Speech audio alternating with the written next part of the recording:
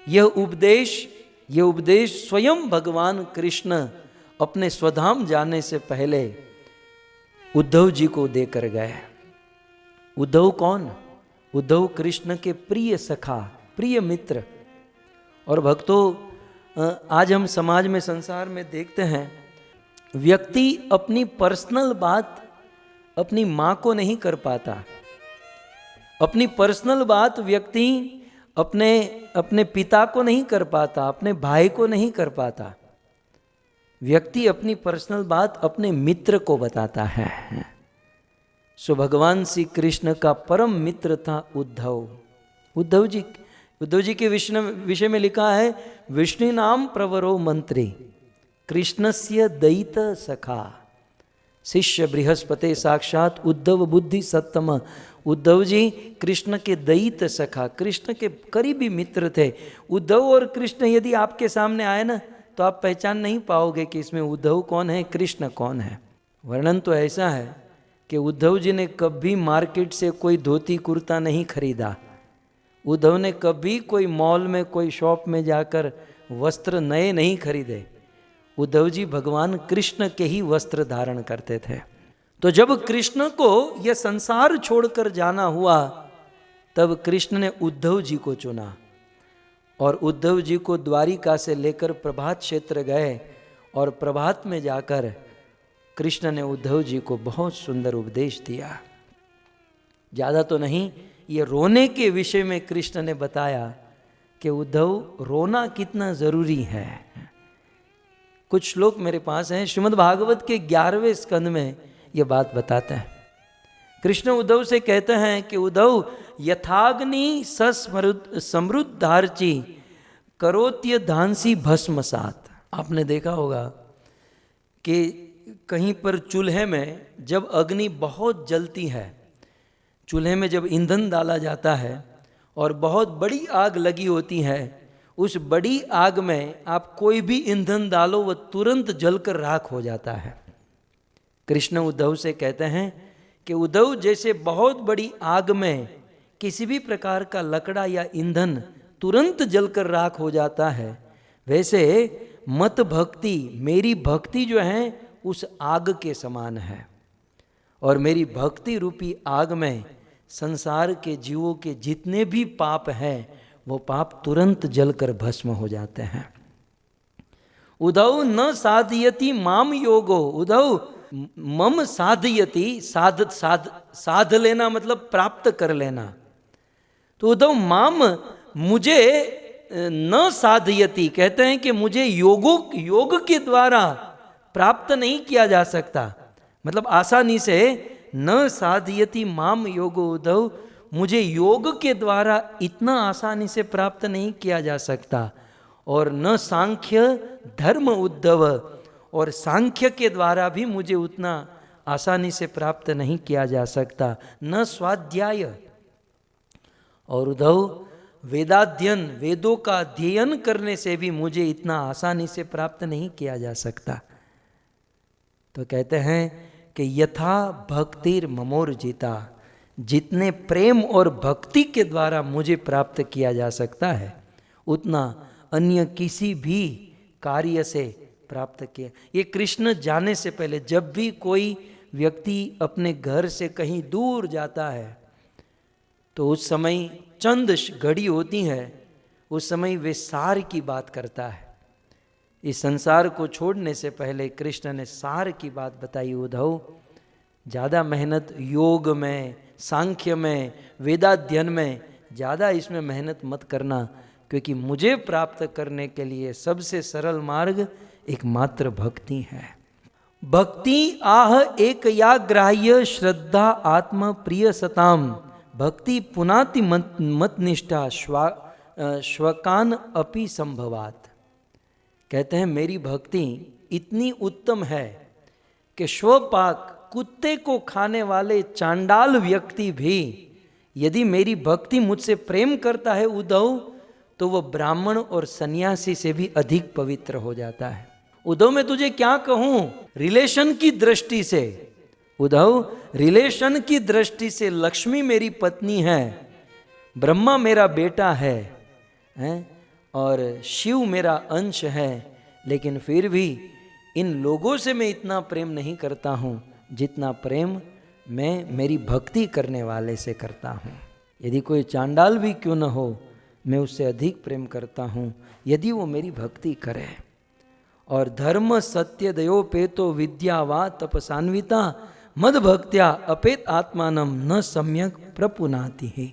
अन्य कितने भी धर्म, कहते हैं अन्य सारे धर्म एक और एक और केवल मुझसे प्रेम मेरी भक्ति ही सबसे उत्तम मानी जाएगी। अब जिस बात को कहने के लिए मैंने ये प्रसंग उठाया, अब कृष्ण कहते हैं कि कथम विना रोम हर्ष, कहते हैं उद्धव रोम हर्ष, रोंगटे जब तक खड़े न हो और द्रवता चेतसा बिना, और जब तक चित द्रवित न हो, रोंगटे खड़े न हो और चित द्रवित न हो, और आनंद अश्रु लकाशोद्येत, और आंखों से अश्रु की धारा न हो, भक्त्या विना आशय, ऐसी भक्ति के बिना मैं प्राप्त नहीं होऊंगा। उद्धव मुझे प्राप्त करने के लिए रोमांच होना चाहिए। जब मेरा नाम मेरी कथा सुने तो रोमांच होना चाहिए, और चित्त द्रवित होना चाहिए, और आंखों में आंसू होना चाहिए।